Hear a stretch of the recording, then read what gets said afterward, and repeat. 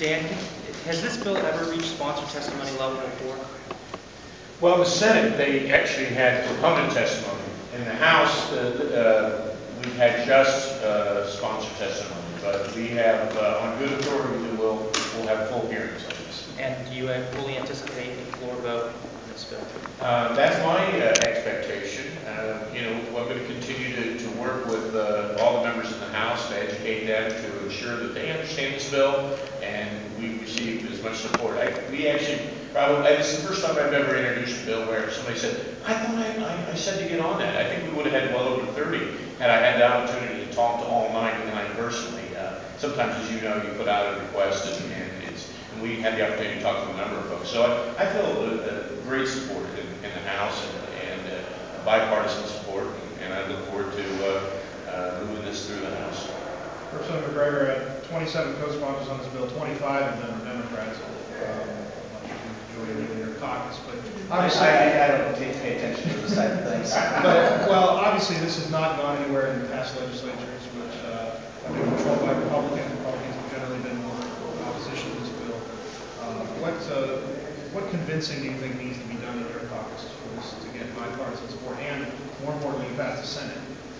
I would take a different view, although I'm not totally disagreeing with your observation, but I recall the last General Assembly, I recall then Speaker Houston is actually making the statement, I don't think Ohio can afford to discriminate against anybody these days. So while the last General Assembly, indeed, the Republicans were in the majority, I don't know that maybe with everything else that was going on, this legislation just didn't get the appropriate time that it deserves.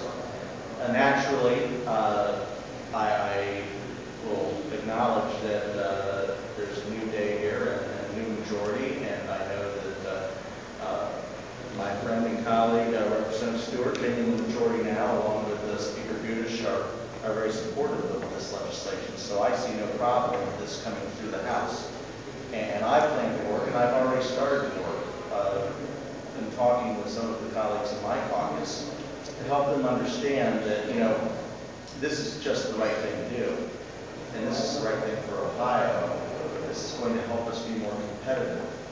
And I would, quite honestly, I would challenge any of my colleagues that have taken a PAC check to their campaign from someone such as, say, Cardinal Health, who is fully supportive of this legislation, that they would be hypocrites to take such a donation if they can't support something that a contributor supports. But I think that I will be able to talk to my colleagues, regardless of what side of the aisle they're on, and be able to explain in very common sense ways why this is the right thing to do, why this is good for Ohio business. And I look forward to truly great bipartisan support when we vote on this on the floor. And then we'll go over to the Senate. And we will be champions going to the Senate, and it'll take some work over there, but I see no reason why this should not pass. Mr. McGregor, you started your comments a few minutes ago the way you often do, which is with the preface as a businessman. But usually when you make that comment, your comment is something like, as a businessman, we need government to let us do our work and butt out. But today you took a different tack, and I just wonder why not take the approach you usually take when you say that, which is government, butt out, let individual business people make their own decisions. They know what's best for their business, and let them decide. What's different about it? Well, Bill, I would say that perhaps in some of my earlier issues, yes. I mean, there is a time and a place for government to be involved. And discrimination is wrong. I mean, this is not, I look at this as a business person, and I know what legislation I look at and how it's going to impact my ability to be a successful employer and manufacturer in the state of Ohio. And this is not going to harm my ability. It is actually going to enhance my ability to be competitive. Think about the talent that we as a state are going to make the public policy and say you are welcome in this state. And you have no fear about living in Ohio and working here and living here.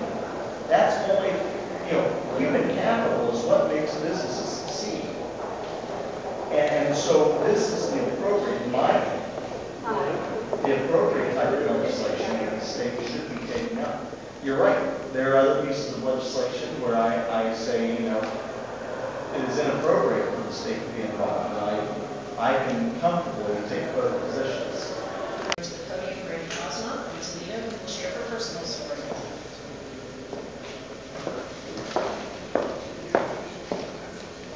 Hi, my name is Brandy Cosmo, and I'm a parent educator at United North in Toledo, Ohio. My last trip to Columbus was about 2 weeks ago on May 13, 2009, for Lobby Day. I was here in support of the Equal Housing and Employment Act. I spent the day with Fatima Pervasi, youth educator at Youth Resource Center, Ohio, and one of her children, talking with elected officials and confirming their support on the EHEA issues. I have to say that the support was overwhelming and incredibly encouraging for our pursuit to social justice. I was hopeful that change was about to take place in Ohio. Our last meeting of the day was held in the Wright Building in Representative Matt Zalasi's office, and it was truly a remarkable experience. After, however, while waiting to meet up with the other members of our Equality Ohio lobby group, I decided to use the restroom on the 3rd floor located near the security desk in the elevators.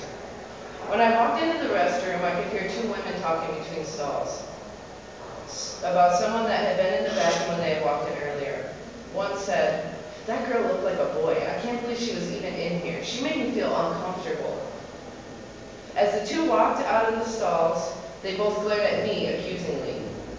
One woman made direct eye contact with me while saying to the other, "Great, effing dykes in the girls' bathroom, looking like men. Why don't they use the men's bathroom? Maybe we should have the security officers effing escort them out of here." I was taken aback, and I was hurt. And that's the censored version of what happened. And it was as though I was in an alternate universe after lobbying support we had experienced not even 10 minutes before that in the same building. I replied with, "Way to judge someone you don't even know," and exited the bathroom waiting for them to leave so I could use the bathroom. Without consulting the members of my group, I paced the hallway of the Wright Building with my sunglasses on to hide my embarrassment and anguish, unwilling to disclose the verbal assault that had just taken place. I felt ashamed, and although I now logically understand that I did absolutely nothing wrong with attempting to use a public restroom in a public building, at the time I felt humiliated and shamed, simply based on someone's interpretation of my sexual orientation and gender identity.